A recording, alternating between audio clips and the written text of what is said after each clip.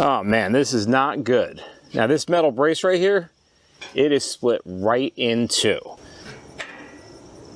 I really have to get this fixed. And to make this repair, I'm gonna be using JB Weld epoxy and this simple bolt. Luckily for me, this bar on my cast aluminum patio furniture is attached by just a couple of small bolts.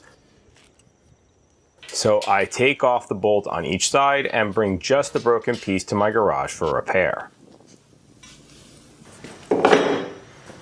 Now JB Weld is very strong stuff and will absolutely bond to this metal. Plus it's extremely economical at only $6 or $7 for a couple tubes like this. So why the bolts? Well, I'm going to get to that, but first let's go through the typical process of joining metal to metal with JB Weld before I explain how I use the bolt to make it stronger.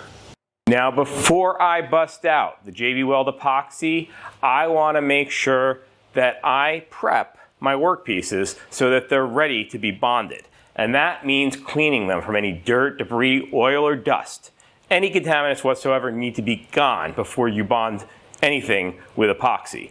And to do this, I'm going to be using acetone. It smells great. Now you don't have to use acetone. You could also use things like lacquer thinner, brake cleaner, or even just plain soap and water. Now what you don't want to do is use anything like mineral spirits or paint thinner that could leave an oily residue that would interfere with the epoxy's ability to bond to the workpieces. Now acetone's pretty harsh stuff, so I'm throwing on some gloves. Latex gloves, don't use nitrile.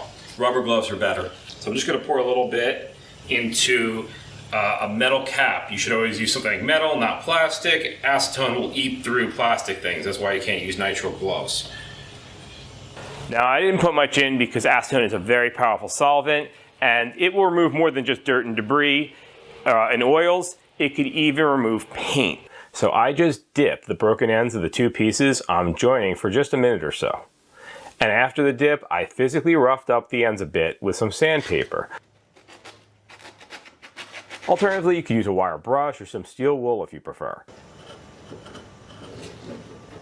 Just a quick dip back into the acetone to make sure everything's clean and we are all prepped. Now it's time to JB Weld this back together.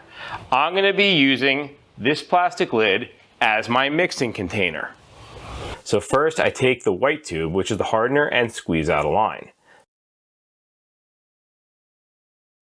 Then I take the black resin tube and squeeze out another line. You want to squeeze out close to equal amounts of each tube. Grab a spreading tool like a popsicle stick or an old gift card and mix it thoroughly to a consistent gray color. Now I'm using the original slow set JB Weld version, so I'll have plenty of time to work with this stuff. At least a half an hour of working time, probably even longer. So if you're doing a project with the original formula JB Weld, you don't need to rush this step. You take your time, make sure the chemical reaction of the two parts is consistent and leads to a strong bond. Once you think it's mixed, mix it some more just to be sure. So then we just apply it to the first end we were joining, then the second.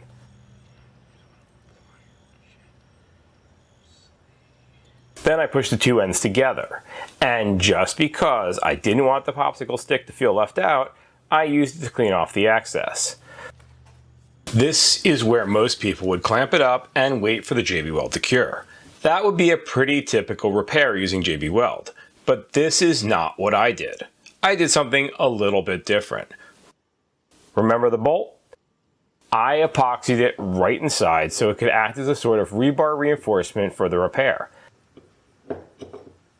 That way, if someone slammed, dropped, or otherwise forced that bar hard into the ratcheting mechanism again, I would have a galvanized steel screw to bear the brunt of the impact rather than the JB Weld. Now JB Weld is strong, but those sharp, sudden impacts are asking a lot of it, especially over time.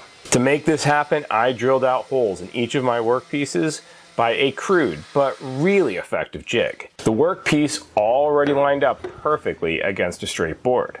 The key was going to be to drill these holes completely straight in exactly the same spot on each of the two sides I was joining. So then I made sure the pieces were exactly perpendicular to the table.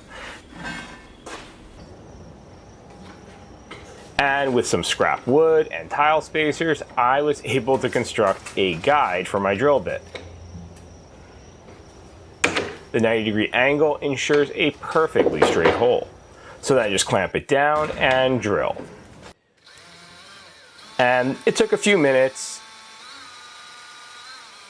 with repeated cleaning of the work area, cleaning of the drill bit, and occasional dabs of cutting oil to make sure everything went smoothly. And once the holes were deep enough to guide the drill bit all on their own, I simply abandoned the guide.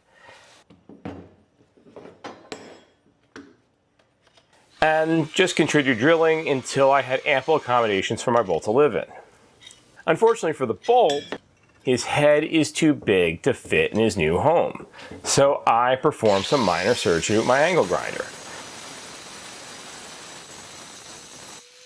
Now this was all very traumatic for the bolt, so I gave the bolt a spa bath in some acetone. And after the bolt dried, I put him into his new home in the bar, coated in a blanket of JB Weld. So prior to mixing and applying the JB Weld, I set up a perfectly straight board to clamp everything to in advance. Now I was a tad bit messy, so let's give this workpiece a quick cleaning with some soap and water to get off any extra JB Weld from the surface before we clamp it. It's always best to have your clamping strategy figured out ahead of time. Pretty straightforward, except I used a piece of wax paper to keep any potential epoxy squeeze out from bonding to my board. And after we get it all clamped up, we'll have to wait 24 hours for the JB Weld to cure.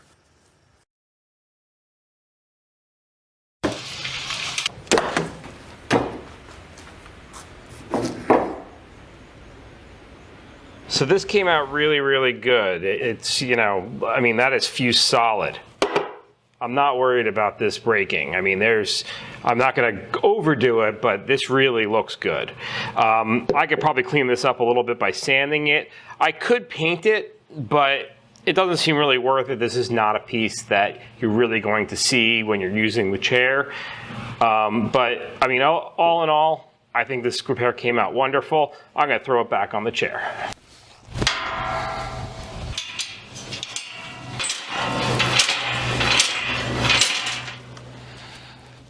So that's how JB Weld saved this chair, and yeah, great stuff. If you have any stories where you use JB Weld to save something, please feel free to share in the comments. Thanks for watching.